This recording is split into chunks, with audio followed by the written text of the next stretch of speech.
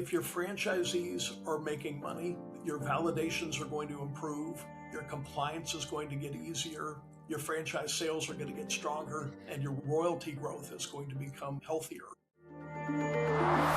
You're listening to RevOps Champions, a podcast created for B2B leaders to help you align your people, streamline your processes, trust your data, and leverage technology in order to grow your business.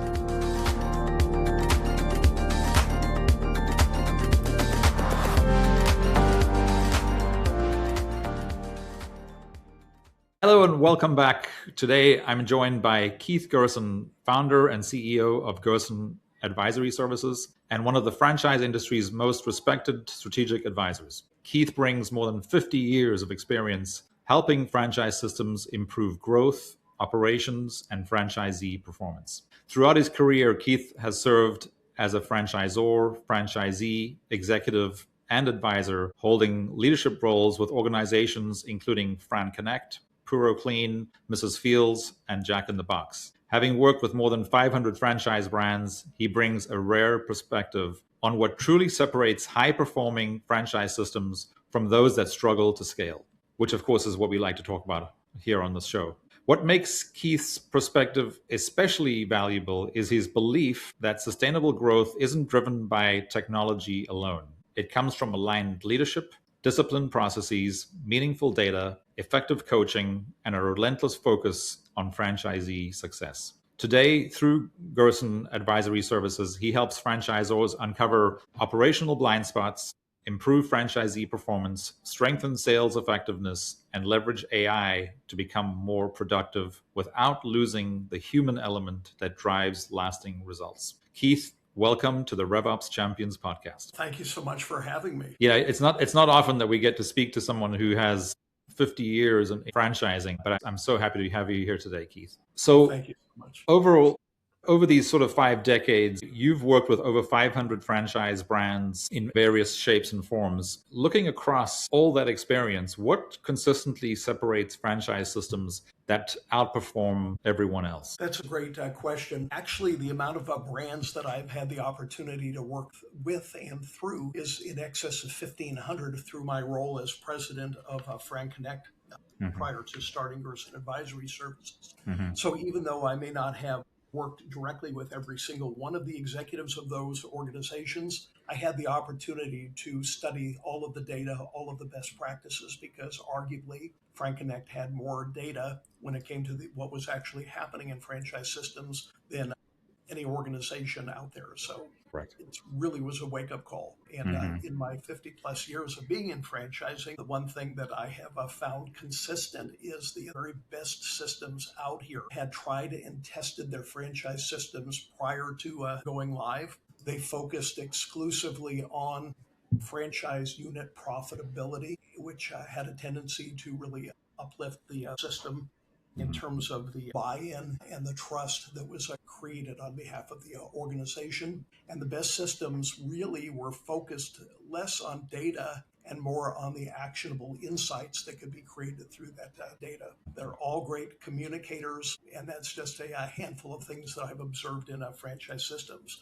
But at the end of the day, you got to assume that the franchise system is built to scale. If not, you could be the world's greatest jockey, but if you're saddled to a broken down horse, you're not going to win any races. Yeah. When you and I spoke before, it was interesting how, I guess it's not shocking, but it was reassuring that the framework that we use when we're building revenue operation systems for franchises and multi-location businesses, our pillars are people, process, data, and technology. And technology is last very, very purposely, and people is first very, very deliberately. So when we spoke, we immediately aligned on that idea that technology isn't the solution, it's the last step. Why do you think so many organizations still try to solve operational problems, in other words, process and people-related problems, with software before fixing the people and process and the data issues? That's a powerful question. One of the things that I believe is happening is a lot of the decisions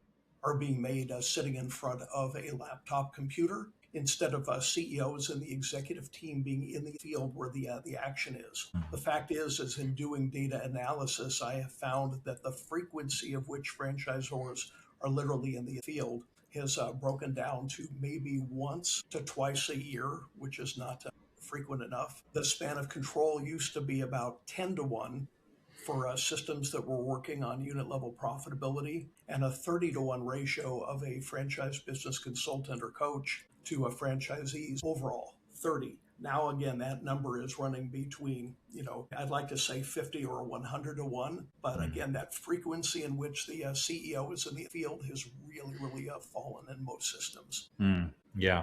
And of course, if it's not the CEO, then there should be someone else who's really doing that, right? Because obviously the CEO of a 150 or a 500 unit, franchise network or even bigger, they're going to need to delegate some of that, but still have that relationship with the franchisees. Yeah, absolutely. I coined this phrase, and it's an odd phrase, but the fish stinks from the head down. So I just think that people are starting in the wrong place, and they're starting with tools and not focused on what decision are we trying to make better. And again, at the end of the day, the bottom line is it's franchisees first, and then growth follows. I like that.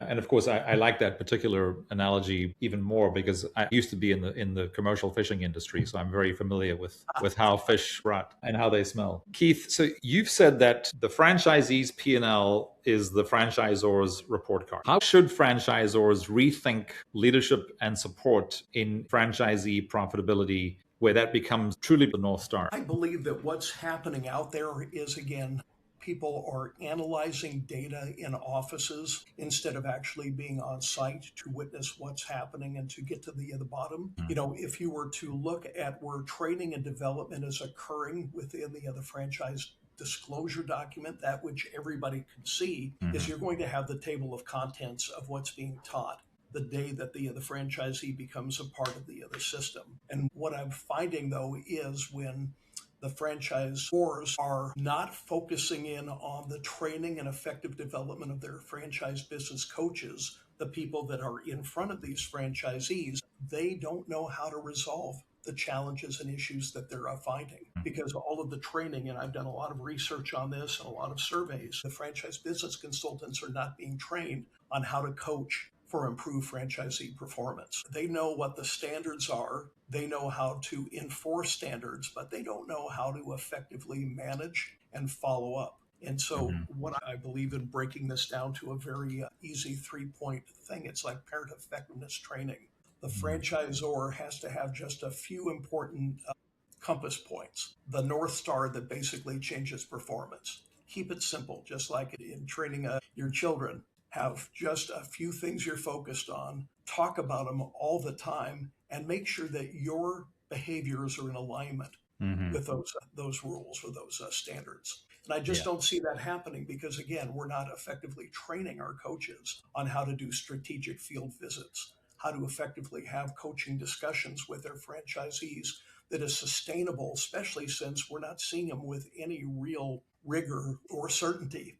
Again, maybe it's just a weekly call that someone has with them. But again, you got to be there. You got to observe it, and you have to be able to ask the right questions at the right time. And most importantly, you got to get the words to come out of your franchisee's mouth, because you're not going to change behaviors until the franchisee agrees that they have a problem and are committed to coming up with solutions on how to solve those problems. Right.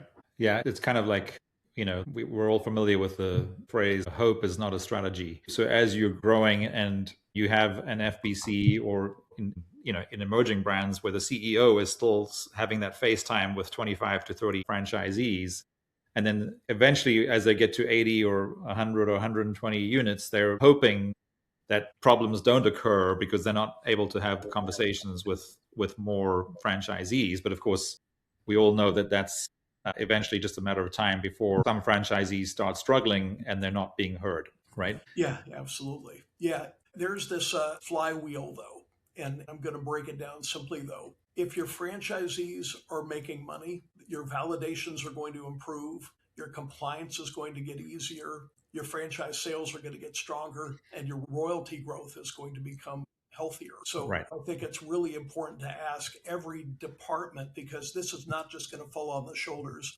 of a singular franchise business consultant working with, let's say, 30 franchisees. The question really is, how do you ask every department how does your work improve franchisee performance? Yeah. So it literally is this village, and everybody plays a role here. So I didn't want to say through my comments on coaching for improved franchisee performance again, that's solely on the FBC. Sure. Okay, so let's start backtracking again then from before we get to the FDD. The FBCs are the ones who are really holding the baby at the end of the day because they're being stretched too thin, and even the FBCs in large part have the best intentions, and they care more about their franchisees than anybody. In fact, we've met some where their franchisees are their family. They send their kids gifts on their birthdays, and they really, really care about their franchisees. But when they've gone from having 30 franchisees to having 80 franchisees that they are sort of responsible to coach and consult to,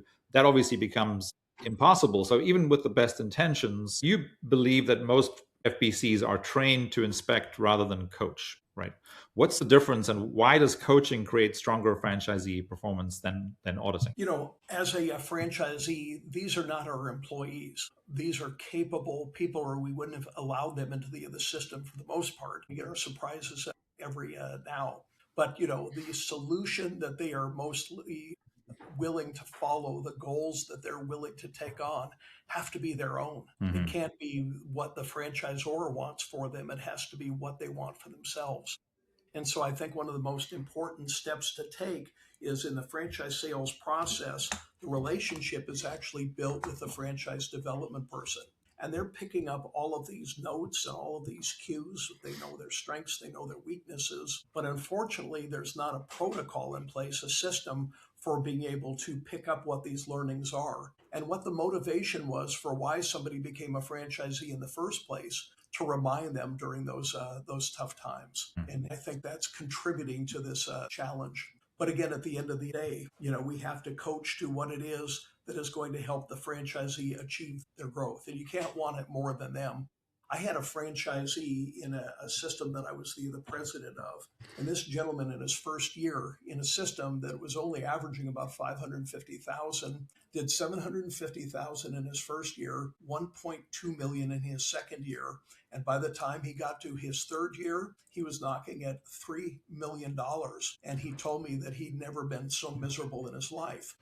Because really, this was a lifestyle business that was going to allow him to, not being somebody's employee, if you will, take those vacations on a quarterly basis with his wife and son, which meant everything to him. Now he was saddled to a brand in which he was working 7 days a week. And frankly, when he got to that third year, he said, I'm making more money than I ever thought I would make in my life. And I've never been more unhappy. I'd like to sell. I'd like to get out of the system. Yeah.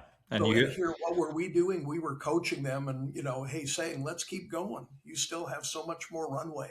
But that's not what he wanted. Yeah. So it's really being clear on their goals, which of course is what a lot of, the best brokers in the industry are, the ones who can help, these new franchisees identify what success looks like for them apart from the financial piece, right? Yes, absolutely. Yeah. So, okay. So we've talked about, where these issues can show up. And you touched on, the Fran Dev person is typically where the relationship starts with a new franchisee. And then when it is successful, then the FBC takes over that relationship. But you've gone really deep on the importance of FDDs. And I think anybody in the franchise space understands the importance of the FDDs. And you've identified that the FDD is a massive blind spot, and in fact is where so many deals are lost, and Fran Dev doesn't even really know why or how. Why do you think that is? There are many paths this is going to potentially take us down. The FDD really is the most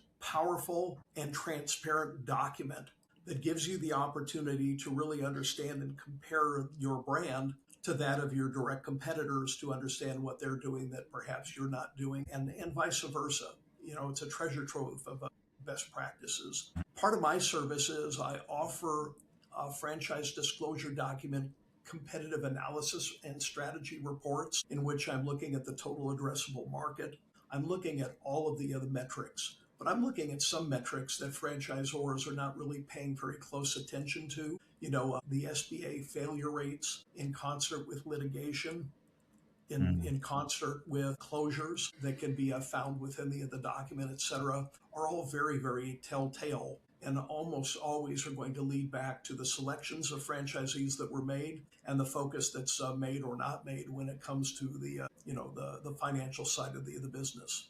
So I have completed, for example, a study. I took 87 different franchise brands in 12 different sectors, and I did an analysis of each and every one of these brands in these sectors. And I have found out that every top tier brand made all three systems that I'm about to talk about. And there was no brand that was in the top tier that was missing one or more of these decisions. So if I may, the royalty architecture is really, really important. And what I'm finding in terms of best practices is that a tiered, not a flat, rewards growth instead of a taxing maturity. And so to that end, decision one, you need to have tiered structures that reward growth instead of flat rates that punish your best operators. The second decision has to do with item 19 disclosure. And we're talking about real earnings transparency, not that the minimum that their franchisors are going to sign off on.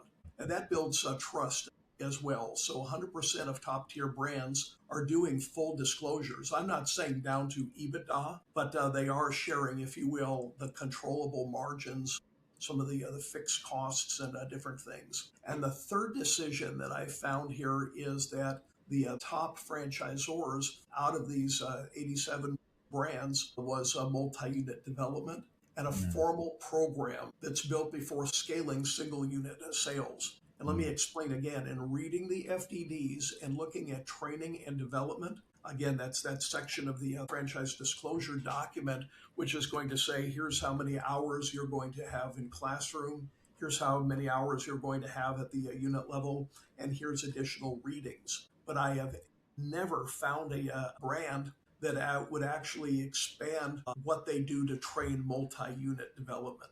Because that's a very different skill than running a single unit. So you need a formal program, again, built before you scale single unit sales, not after. And none of these cost much. Two of them cost almost nothing.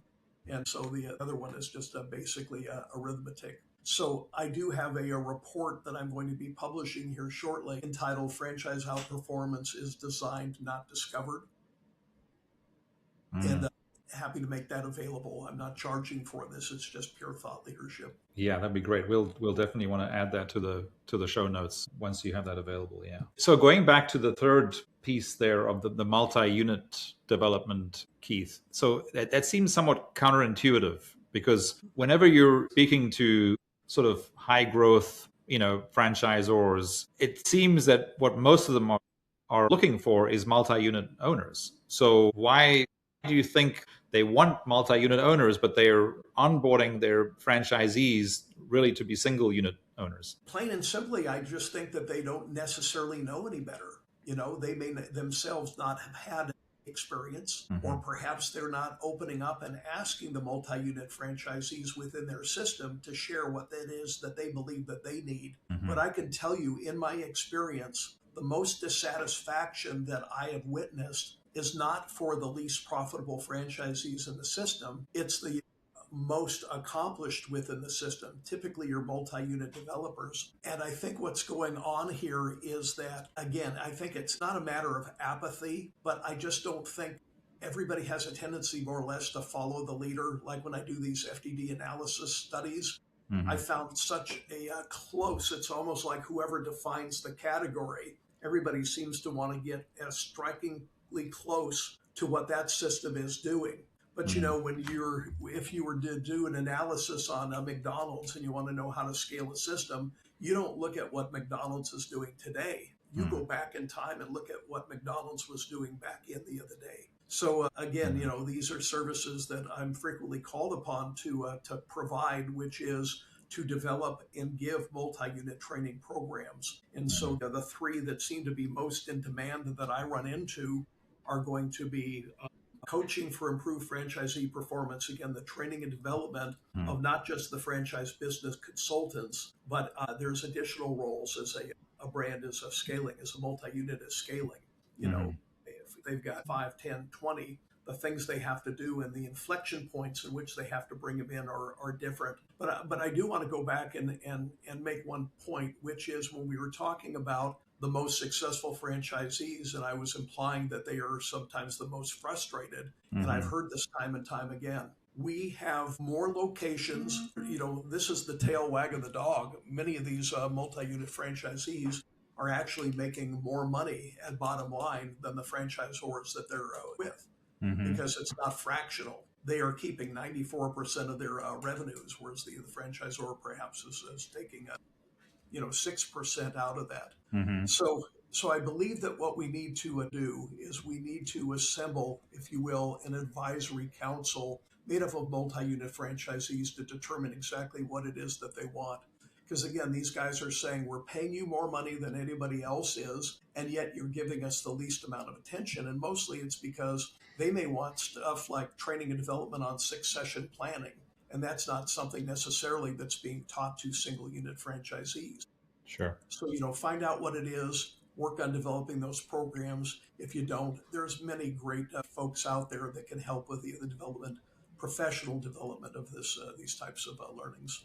I hope I answered that question. Yeah. Well, I think to your point, there's a lot here to unpack. What I like about the way you think about it, which is not that different to how we think about it, is like you got to focus on the most important things first, which is the people and the relationships, because we often hear about the fact that the franchise and sort of the network is incentivized differently to the franchisees. Right? Which is why unit level economics are so critical, because if the franchisees are not successful, therefore, if you don't know how they measure their success, which is not just profitability, revenue and profitability, it's getting what they signed up for, which is more control of their life, to spend more time with the people that are most important to them. They're kind of a self-managing business. Those are the things that seems to be a disconnect between Fran Dev's incentives are and what the franchisees' incentives are. So yeah, it's complicated. But I think if you say, well, let's align the people, figure out the processes to make sure that we're aligning those people, how each of those people or parties is measuring their success. And then finally, we'll bring in the technology, and we're talking more and more about AI, but how to bring in technology, whether that includes AI or not, and automation to drive those measurements, those processes, and support those people. Yeah, I agree with what you said entirely. I also want to add, though, that we're expecting too much if we think our franchise business consultants are capable of working effectively with the smallest volume franchisees and the largest. So I really believe also in tiered support. And one of the roles that you really don't hear people talking about very much is that onboarding and what happens within the first 90 days and what happens in the course of the first year. From an analysis of brands, the very best systems that I've come across basically have what's referred to as a quick start or a right start specialist or consultant, somebody that is assigned specifically to working with people that are being onboarded as franchisees into the system. And I'm talking beyond just the training and development. But that also means when you hit different inflection points, and it's no longer chucking a truck, for a home service type of a business. Now it's somebody who is an operator who's got a half a dozen vehicles that they're running, et cetera. It's very important to start talking about perhaps we need to have somebody that onboards multi-unit franchisees and stays with them to ensure that they're getting the start that they want and deserve, because it's situationally different. Right. So at one point it's different strokes for different folks, and then it becomes different strokes for the same folks as they get to these different inflection points. Yes. So, yeah. So inflection points, this comes up a lot on this show, specifically when we're talking, it doesn't matter. In every business and every industry, there are inflection points, assuming you're growing. If you're not growing, they're not going to be inflection points, because you're just going to, the inflection points are going to be related to technology, really, on how do you, if you just have the same amount of revenue, then you're focusing on how do we generate the same amount of revenue more profitably. But if you're scaling, like in the case of, most franchise brands are trying to grow, that's when inflection points or we often refer to it as these ceilings that you will hit. And every leadership team, whether they're a leadership team for a 30-unit franchise or a 100-unit franchise or a 500-unit franchise, and of course, the ones who are further along, they've seen what those inflection points are. And anyway, so before I put words in your mouth, like what do you see are the sort of the most obvious inflection points that when a brand goes from let's say 10 to 30 units and then 30 to 100 units and 100 to 300 units? Yeah, what a wonderful question that is, and something that people don't give a lot of thought to. So when I was doing, for example, the franchise sales index report for FranConnect that I created, Mm-hmm. the inflection points were being broken down from one location to 75. And these are going to be either your micro emerging or your emerging brands. Mm-hmm. And we found from doing the analysis that royalty self-sufficiency didn't occur until franchisors achieved 50 to 75 locations Mm-hmm. in that general range. And what I mean by royalty self-sufficiency is that not being there means we are really relying upon and living on the initial franchise fee. So franchisors, I find, are not necessarily thinking as much about the quality of the franchisees that they're attracting. They're thinking more about that, Mm-hmm. that score of that initial franchise fee, which could bring in anywhere from $25,000 to $100,000. And I don't look at it as the FF or initial franchise fee as basically being a profit center. No. It really, at the end of the day, shouldn't be. What we're really striving for is the long-term royalties and the long-term relationship that we're going to develop. Mm-hmm. So I see the next inflection point is going to be when somebody gets to the mid-market, and it could be the low end of the mid-market to the high end of the mid-market, and that was being defined as 76 locations to about 250. So unless you're looking at a platform brand that is made up of multiple franchises, you typically are looking at a system that you're trying to scale to get to the point that you now have more of a focus on the bottom line and more of the focus on the unit level economics of the franchisee. And that's the important shift. So mid-market is now moving away from just having to sell, because now we're saying when you get to that mid-market, you no longer have to sell another franchise to be profitable. Mm-hmm. You can go ahead and get to more profitability through helping your franchisees find your success, and that's how their success, and that's how you find your success. Right. And then the third is the enterprise brands, and those were going to be the ones from 256 up to thousands of locations. And they are looking forward to, maintaining, if you will, their dominance. And the things that they're working on, a lot of it is the technology. Mm-hmm. It's the AI, it's the robotics, it's a desire to build their own systems, etc., because they want to try to make themselves impenetrable. But at every single one of these stages of growth creates different opportunities. It's like the game of rock, paper, scissors, if you're familiar. That there's a strategy that basically says if you're the 800-pound gorilla, you're the rock and you can crush the competition. Mm-hmm. But on the other end of the spectrum, these emerging brands could turn on a dime. Mm-hmm.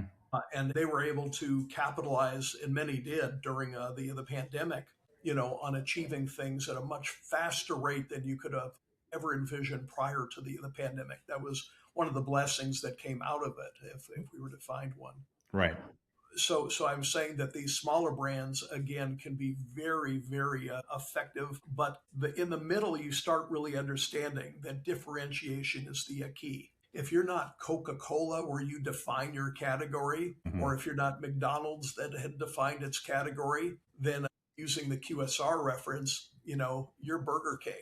Yes. And that's where the flame broiling beats frying came into play back in the day, where they gave them the other one for the money. Or with Wendy's was the fresh burgers, opposed to burgers that are sitting under a heat lamp all day long. So that's what I'm saying, that these smaller brands can actually be beneficial at the mid-market range in terms of truly being able to differentiate themselves. And that's what Pepsi did. What was it at the time? The drink for a new generation, of course, or driving the Cadillac versus another brand that your father didn't, people approve are looking of. for that. So, yeah. So I'm rambling here now, but I think you get the gist of what I'm saying. Yeah, I love that as a framing of where I was going, because what we keep hearing, what I'm continuously looking for is, you mentioned sort of the emerging brands. And then when you get to that sort of royalty self-sufficiency between 50 and 75, and then you sort of move into the next phase of growth from 76 units to 250, I think for most brands don't actually make it to 75 units, right? Mm-hmm. And many don't make it to 10, and therefore many don't make it to 30. I'm really interested in balance. I'd like to know if you have any insight here. Is the ones who didn't make it to 30, for some reason, they think that they're on their way to 100. And many of them actually don't make it to 40.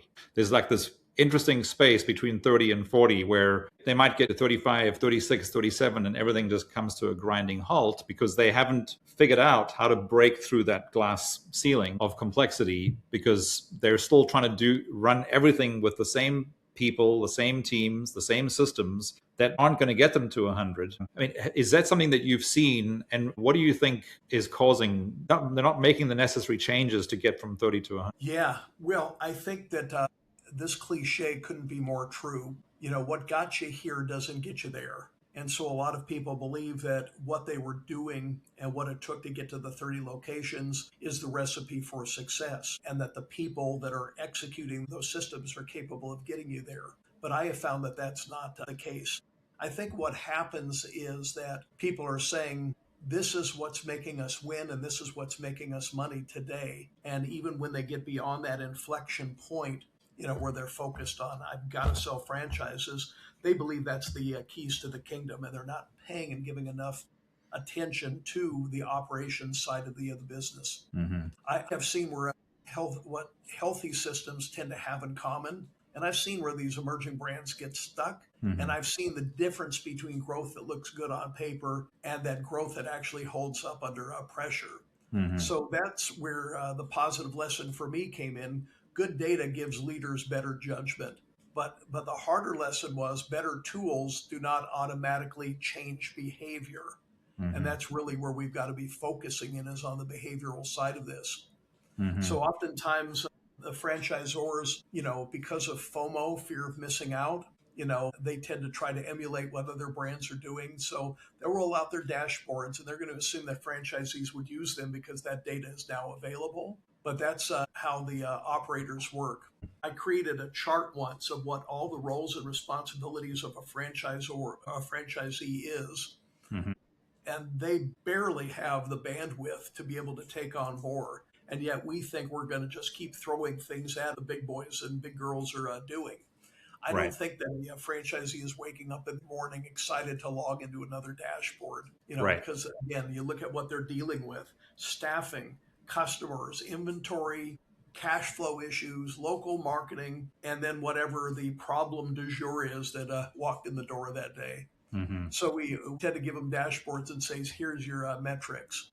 And in my studies, the franchisees who improved were not always the ones with the most sophisticated tools. They were the ones whose franchisors were using the data to start a better coaching conversation. So we're getting back to that again, because I really think that human behavior is the key to success here. Mm-hmm. Yes. So what are we seeing? What does it mean? What are we going to change this week? What support do you need? And Sure. that is where technology can become valuable, as long as the human conversation is being enabled. Yeah. So my perspective is this, and I'd like to know what yours is, that you talked about that mindset of what got us here isn't going to get us there, right? Mm-hmm.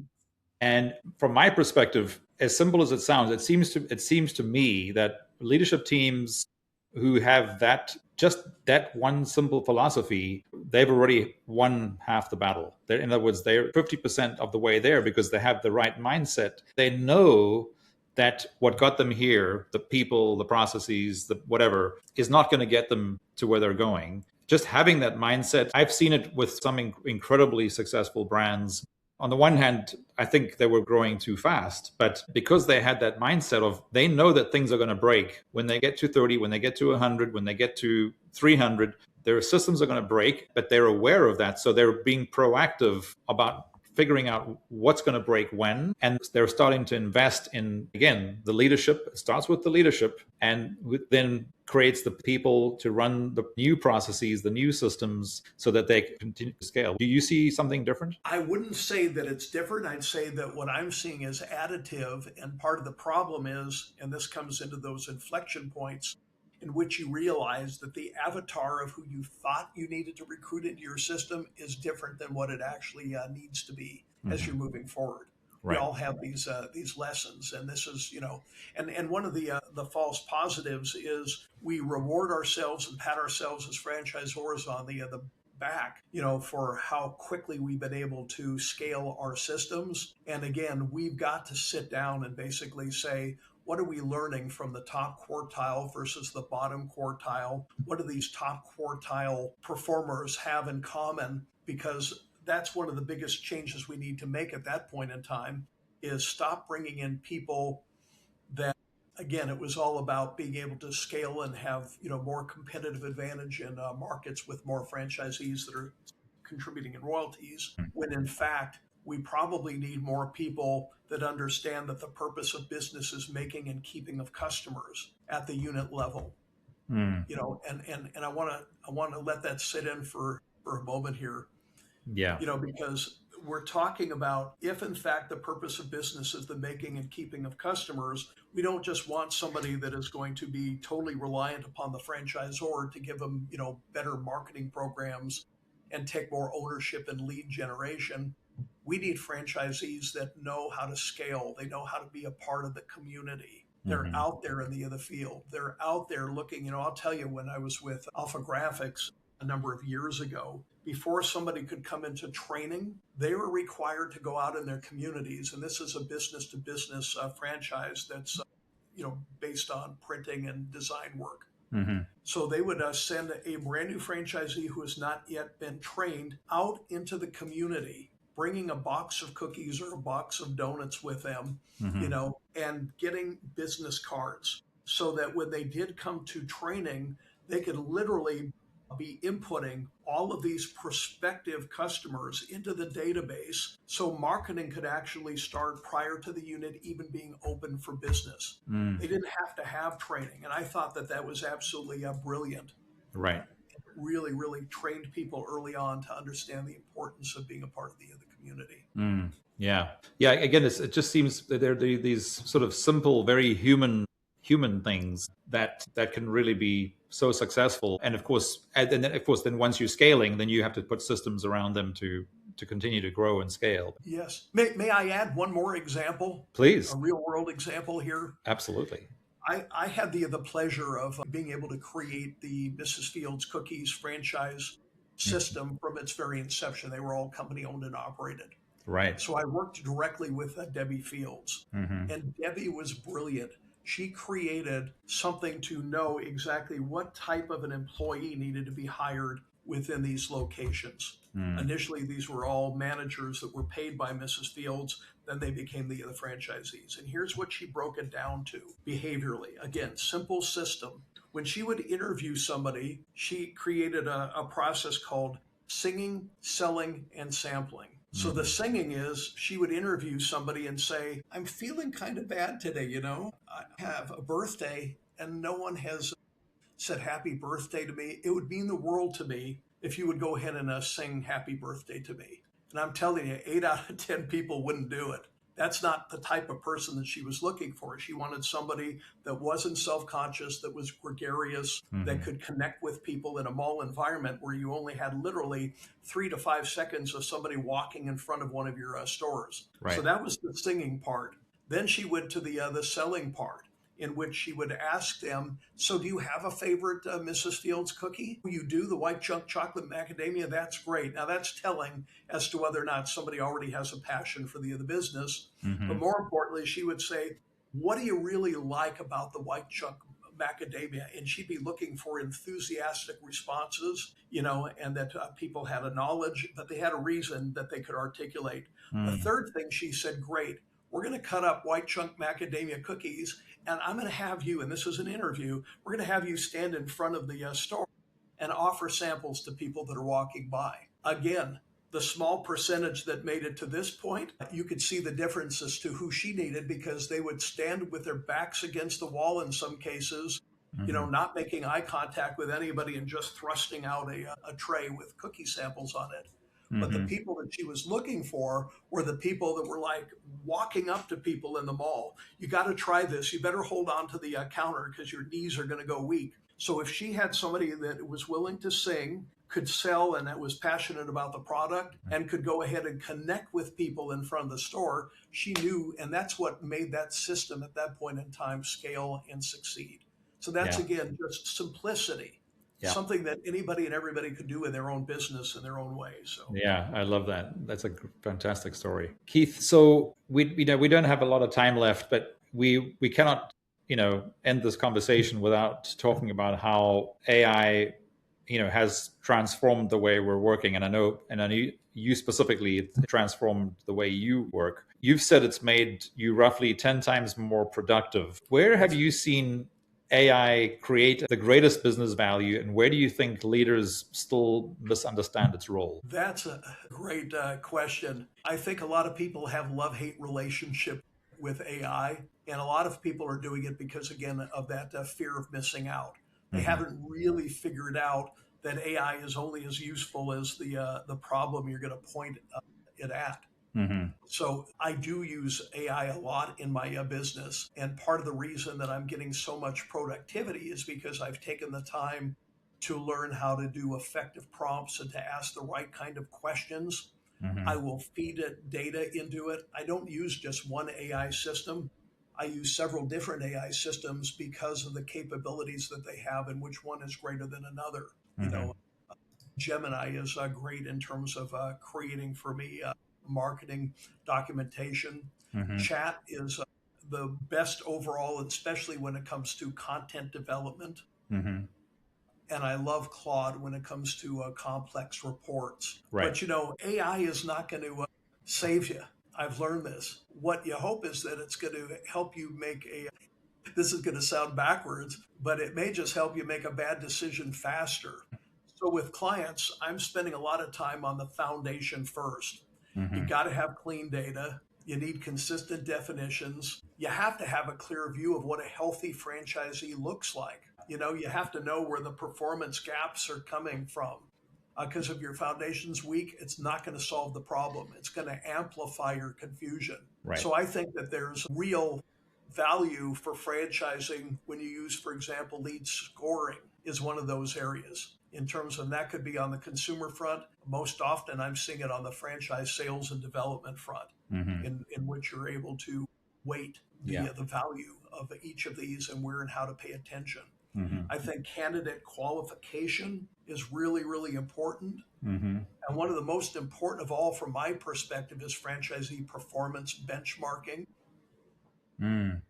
But I would basically say to CEO, not how do you use AI, but I would ask, what decision is it that you need to make faster, better, or more consistently? And that's a better entry point. So, a couple of examples are, can we identify which candidates are more likely to become successful franchisees? Can we see those franchisees that are at risk before performance drops too far? Can we benchmark operators more intentionally? And can we reduce even, and this one is a no-brainer, can we reduce administrative work so our people are spending more time coaching?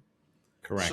So again, let me just sum that up. AI is not replacing the coaching conversation with franchisee. It's just making room for more of those conversations and to approach them in a very, very effective way. So, one of the brands I work with on multi-unit asked me to create for them how to create a strategic field visit and how to have those effective conversations based on what's found. So I think that, to sum it up, the teams that win with AI are not going to be the ones that use it to remove the human work for franchising. That should not be the goal. Absolutely. The ones that are going to use it to make human work more focused and more informed and more valuable, that's the play. Absolutely. Yeah. It's almost like I was thinking back on what you were saying earlier about, inflection points, because clearly, AI, it doesn't matter where you are, whether you're at one, like 5 units or you're at 1,000 units or you're at 10,000 units, AI is creating an inflection point that was not sort of on the roadmap 3 or 4 years ago, right? But But the process that leadership teams have to go through is the same. It's an inflection point. And are we, so one of the things that we've learned is that it starts, you have to start with having a point of view about AI. So you talked about how some people are sort of have a love-hate relationship with AI, and some people are straight out scared of it. But whatever that is, you as the leader of a franchise network, you have to have a point of view on AI for a start. And then I guess the other thing I was thinking about, you talked about differentiation really being the one of the final inflections that a scaling brand goes through. And I just wonder how many franchise brands are thinking about AI as a potential differentiator for them. Looking ahead, how do you see AI and revenue operations for franchise networks and franchise support evolving over the next couple of years? What will the highest performing franchise brands be doing differently? I would tell, and I might have mentioned this already, so if I'm repeating myself, I think maybe it's because I think it's worth repeating. Absolutely. And that is, CEOs need to be asking themselves, how do we use AI? And to ask, where do we need to make those better decisions faster? But the most important thing, like I said, was not to use AI to replace the human side of franchising, that the best franchisors are going to use AI to make coaching conversations better, not to avoid having it. Mm. And that I think is the real key. So as you can see, I'm a behavioralist, and I think at the end of the day, the world is full of educated derelicts. It's not enough just to teach people how to run a franchise and how to do these things, but you need to know how to ask the right questions. You need to know how to make these conversations more worthwhile, and not bearing them in more and more data. There is no shortage of data. The problem is there is a lot of shortage of the question around where and how do we use this data to effectively make a change. And I have a number of clients that they bring me in because they're struggling with the fact that it's like we have these 12 best practices, but we can't get our franchisees to follow the playbooks. Yeah. So that's where I think AI can come into play very well, and even to the extent that you could create great pulse surveys and ask your franchisees, to define what it is. Do they know what the best practices are? Because when I used to tour with regional managers or district managers in the past, I would ask in front of them, what is the most important thing that you should be working on according to your consultant, your regional manager, et cetera, and what are you working on? And if there's a disparity between those two things, or if they can't articulate it, we've got that problem that I talked about, which again, parent effectiveness training, have just a few rules, talk about them all the time, and make sure your behaviors are in alignment. Because otherwise, you're training franchisees that this is just another program du jour, and the franchisee's thinking they're going to move on. They're never going to bring it up again. And oftentimes they don't. I mean, you have to have cadence of reviews to measure the progress that's being made. And again, Right. not treating it in such a way. I mean, AI can really, really help you in terms of organizing it. I used AI to help me in terms of defining what are the best practices for conducting franchise reviews, along with just being well read and learning how to put those things into play. So I think AI can help you get more engagement and more adoption.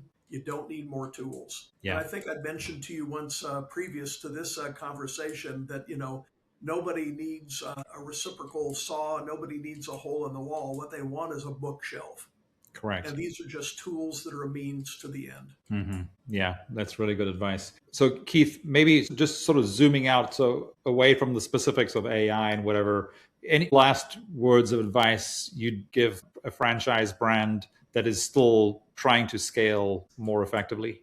Yeah, I would say at the end of the day, franchisors can't fix what they cannot see. And oftentimes within a franchise system, people are trying to find the holy grail. They're trying to hit a grand slam. And I think that the issue oftentimes is that it's just a series of leaks, a sales process that sounds better in the executive boardroom than it does an actual prospect. An item 19 story, and again, I'm coming back to the FDD, an item 19 story that is weaker than the franchisor realize. You're a website that creates interest but not enough confidence, a support model that's busy but not actually improving unit economics. So I think that franchisors know something is not working, but they can't quite see where the problem starts. So you got to ask the right questions of the right people. And if you don't have the answers, that's okay. First of all, most of the great answers come directly from your franchisees. The breakfast sandwich for McDonald's, the Egg McMuffin, was created by a Santa Barbara franchisee.